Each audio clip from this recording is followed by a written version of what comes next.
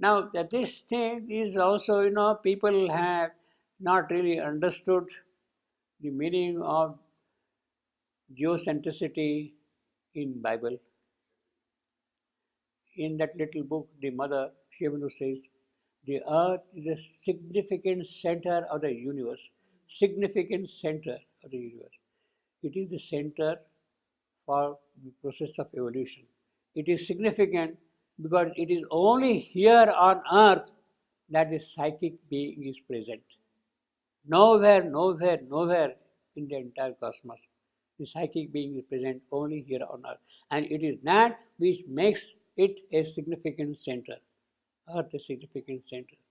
In fact, right in the first canto we have got earth, love, doom as the three disputants. Earth, love, and doom as the three wrestlers, disputants, fighting. Okay, we'll read that. No, the word in Doom, English. death. No, the disputer. Disputants. Disputants. Fighters. Fighters. Fighters. Yeah. Okay. Dispute. In debate. Yeah. Well, actually, it is a physical fight also in the arena.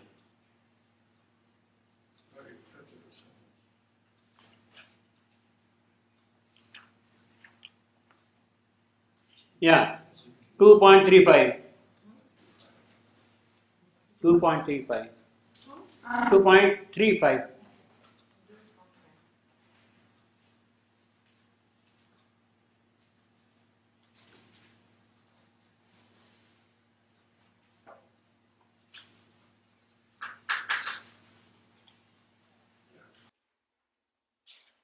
Now, he is describing the condition of Savitri. And then he says, all came back to her, to Savitri. She is weighing everything and she is now in a state where all came back to her. What are these all? Earth and love and doom. Doom of this creation. Earth, love, and doom. The ancient disputants, again he says ancient. You see? See, this is significant. She is very consistent, you see? He is very consistent, Shivandu, see that way. The ancient disputants encircled her like giant figures wrestling in the night. That is what Savitri is, ancient disputants. Now, he says something very interesting also. The ancient disputants encircled her like giant figures wrestling in the night. The godheads from the dim, inconscient born. All the three, earth and love and doom, are born from inconscience. Godheads from the dim, inconscient born. Yes, she is a goddess. Not the physical earth, she is the goddess. Doom, that is death. You can say death personified. Yeah. Here in the context, you can. The misfortune, the doom, and love. Yeah. And he says, born from the dim inconscient, the birth of earth, the birth of doom, the birth of love, their birth is from inconscience. In the sense that doom we can easily understand, born from inconscience, no problem about that, you see. But how about earth and love being born of inconscience? That looks a little puzzling, that looks a little disturbing also to us, you see. But basically, what it means is that earth is born, is created as a specific center of activity in the field of inconscience. Earth is created to focus, to concentrate the entire effort of evolutionary growth in the field of inconscience. So her birth is in the context of inconscience. She has to inherit all that comes from inconscience. Otherwise, it doesn't serve the purpose, you see. It doesn't serve the purpose. She has to inherit all those things, inherit. And then love, how love is connected with inconscience. Well, that is the famous description that when the four powers went very far away from the Supreme and there was nothing but void, shunya, absolute void, then the divine plunged into that void. The divine plunge, seeing the horror of separation. The mothers use the phrase, the horror of separation. The divine plunged into the void. And that divine who has plunged into the void is love. It is out of his love that he has taken the station in the void. Love for this creation. He has taken that station. And that love, the divine who has plunged into the void, that love, Mother says, is none but Satyavan. It is he who is stationed in the void, personified as Satyavan. So we can see very clearly earth and love and doom, the ancient dispute, and therefore naturally wherever there is love, there is bound to be doom. And where? In the context of the earth. All the ancient dispute encircled her like giant figures wrestling in the night. The goddess from the dim inconscient born.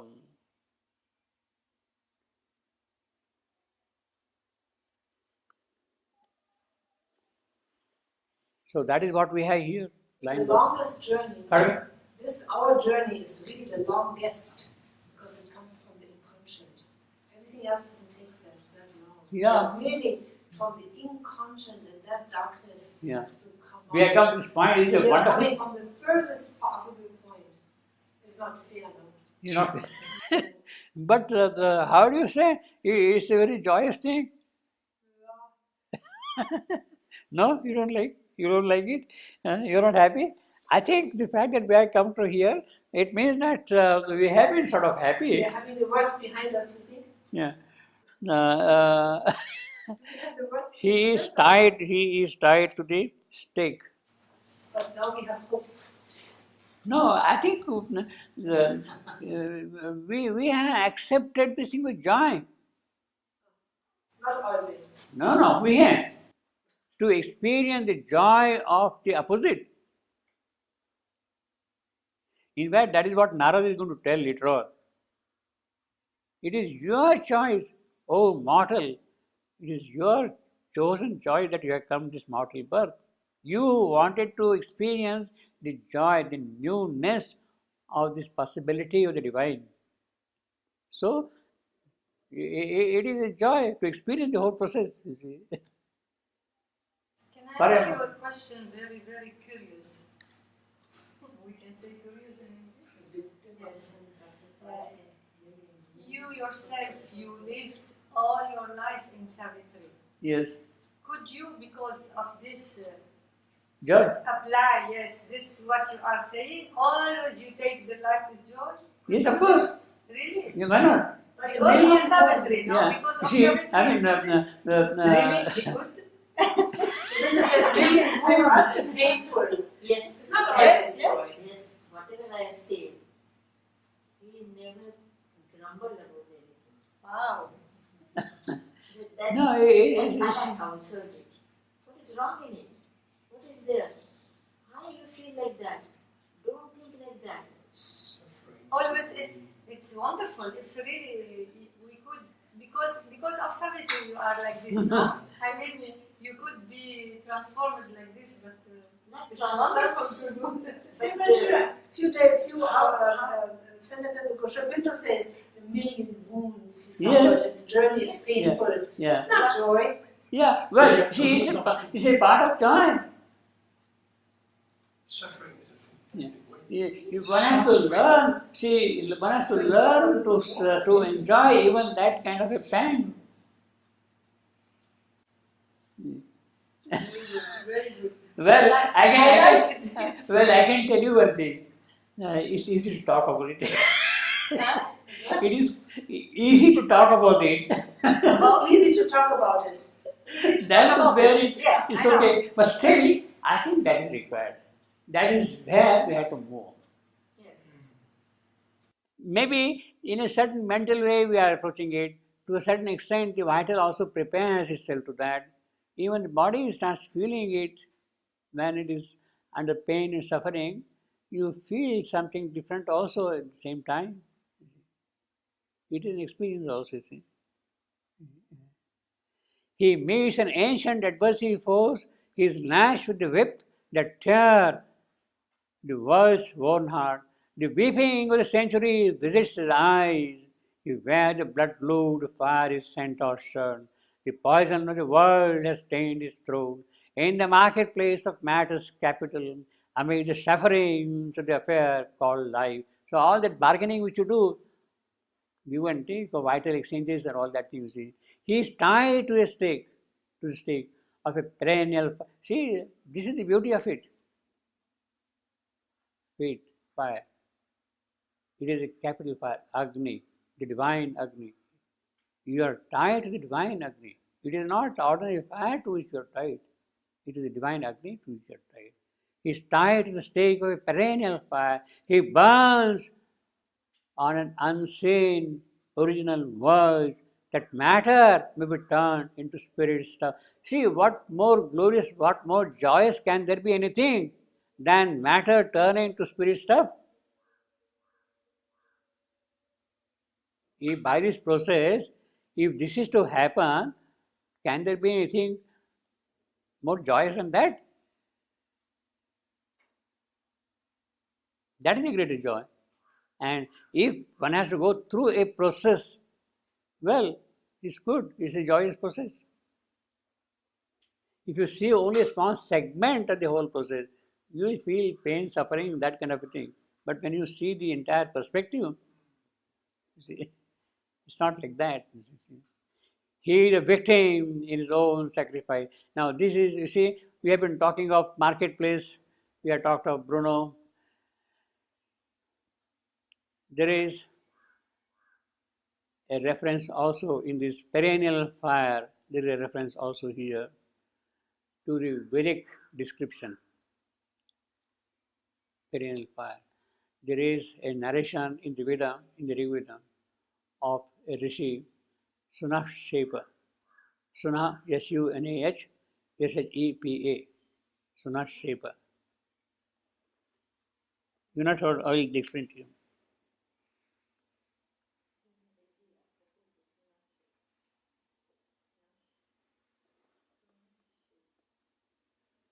Sunashepa.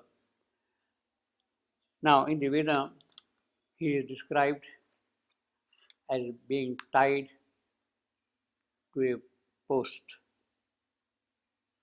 with three cords and burned there. The perennial fire is burned there. Sunashepa. It is a sacrifice which is offered to the divine. Offered. Now, the description is very transparent. Sunashepa is tied to the stake and he burned there alive, tied with three cords. The triple cord, the triple cord, the vital, the mental, the physical. It's tied with the mind with that post. It's tied to the vital with that post. It's tied with the physical with that post. Completely. And it is these which have to be burned off. It is these which have to disappear. Sunaship. That is the sacrifice which is described in the Veda. You see,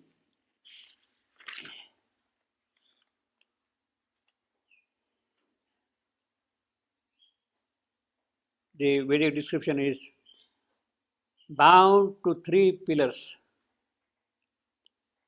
He invokes the Sunashepa invokes, O Aditya, that is sun god.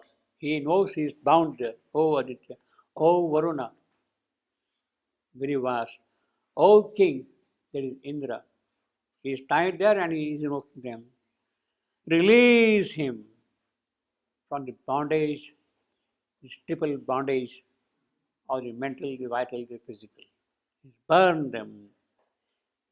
He cries out to Varuna to save him, bound to the stake with three cords, one on the top, one in the middle. See, the description is very precise. One in the middle, and the third below. The mental, the vital, the physical below. Mind shuts out. Why? What does mind do? It will shut us out from the spiritual realms. It will not allow us to enter into the spiritual realm. It will put its own curtain, its own walls. It shuts out.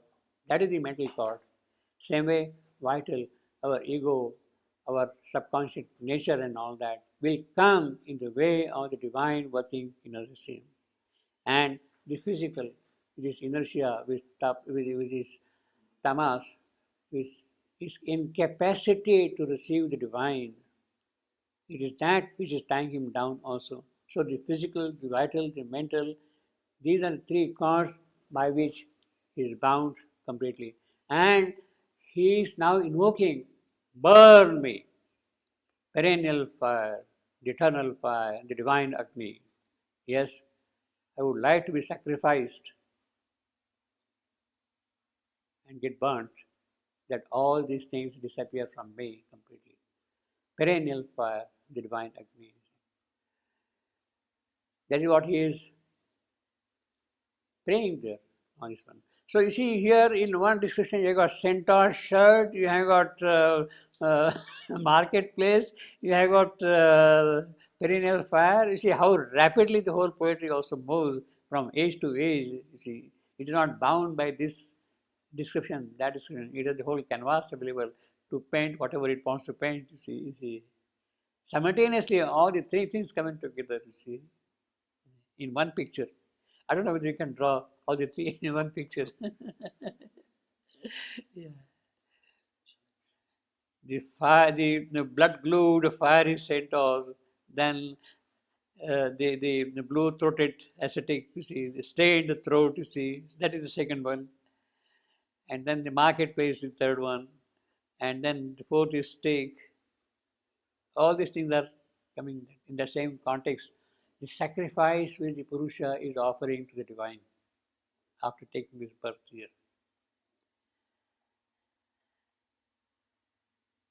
Sunashepa story is a famous story in the Veda, actually. And then later on, they have built up many other stories based on that, you see. He, the victim, in his own sacrifice, yajna, sacrifice here, yajna. You have killed the fire and you are offering yourself in that fire.